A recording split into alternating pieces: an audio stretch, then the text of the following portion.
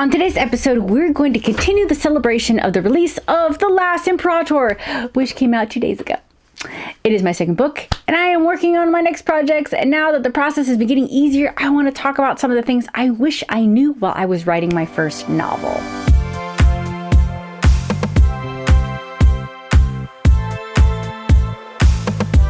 Hello, Lieblings. I'm Madi, science fiction and fantasy author who's been living in southern Germany since 2014. So now I have 2 books out in the world, and I am currently writing a third that's actually not science fiction, as well as working on an anthology that is sci-fi. Well, let's just say that thinking back to my years-long effort to just get the God Queen off the ground, there are so many things I wish I knew back then that could have made my life a lot easier. Granted, I had to go through the process of writing my first novel to get where I am today, so hindsight is only 20/20, but I did want to list some of the stuff that maybe could help you. But before we get started, hit the subscribe button and ring the bell if you haven't already. Here on Adventures of Lamadi, we talk about writing, living abroad, and everything in between. So we're going to do this list style. Number 1, don't focus on making the perfect first draft. I have a lot of writer friends that fall into this trap.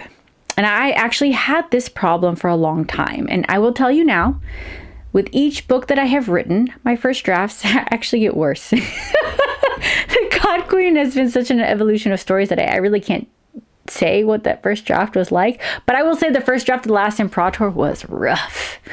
Woo! And the first draft of my current project, yeah, it needs work. A lot of work. But you can't fix anything if nothing is written. There's this great quote from Neil Gaiman when he says that the first draft is you telling yourself the story, and the second draft is making it look like you knew what you were doing the whole time. Which goes to my next point.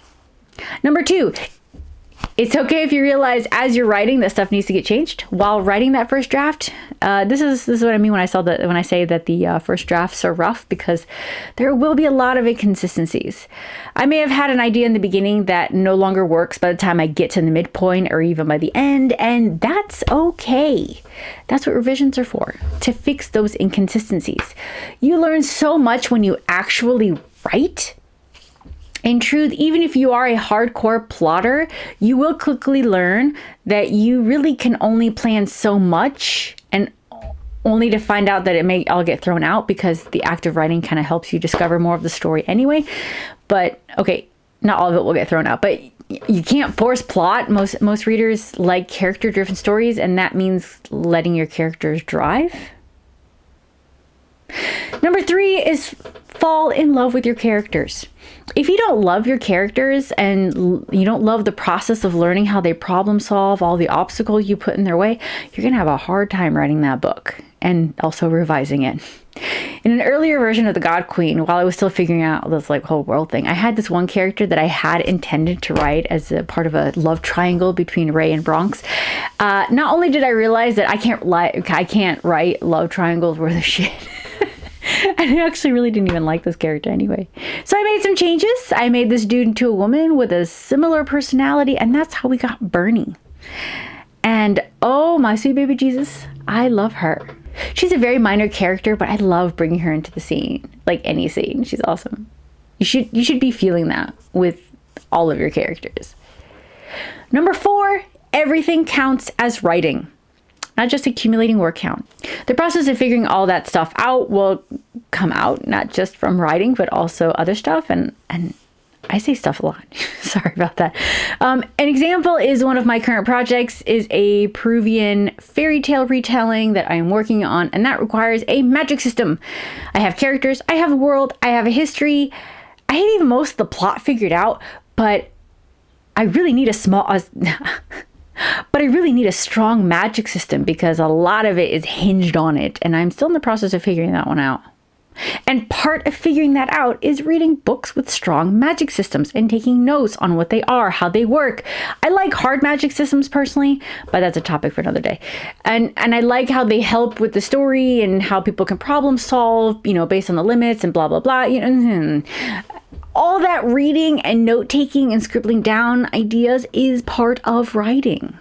Granted, I don't need my magic system to be completely fleshed out before I start writing, but I need enough so I can start writing, where I can see where the limits are, and like all that kind of goes hand in hand. But like I said before, you can plan all you want, but in the end, you do have to write, of course. However, so we get to my next point, number 5. Don't beat yourself up if you are unable to write every day. Some people can do writing schedules, and more power to them.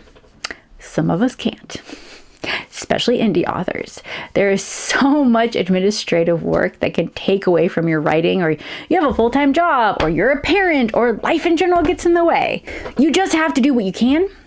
Of course, at the end of the day, you still have to write if you want to write a book, but don't be hard on yourself. There are people that can publish several books a year, or maybe need several years to write a book. Everyone's different, so don't compare yourself.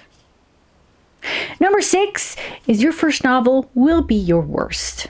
Now, I'm not saying it's going to be literal crap, but you won't learn everything you could possibly learn about writing your first book until you write that first book. It will be the best it can be given the tools you'll have at that time.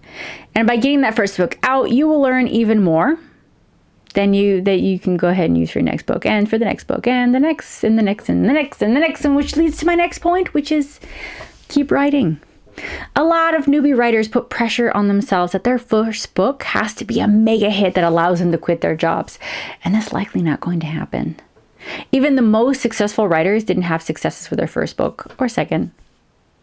Or like, I don't know, everybody's different. Everybody's different. But what is important is having a back catalog. A reader may find one of your books and fall in love with it and want to read more. And having a back catalog will help solidify them as a fan while you're writing the next book. So that means you have to keep writing. Like, don't stop. Don't ever stop.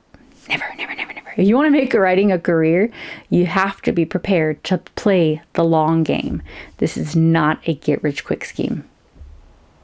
And that is my list. So what about you guys? What things do you wish you knew when you were first starting out? Those of you who are still in the beginning, what are you figuring out at the moment while writing that first book? Let me know in the comments below. And that's it. Thank you so much for joining me. If you're new here, please consider subscribing and give this video a thumbs up.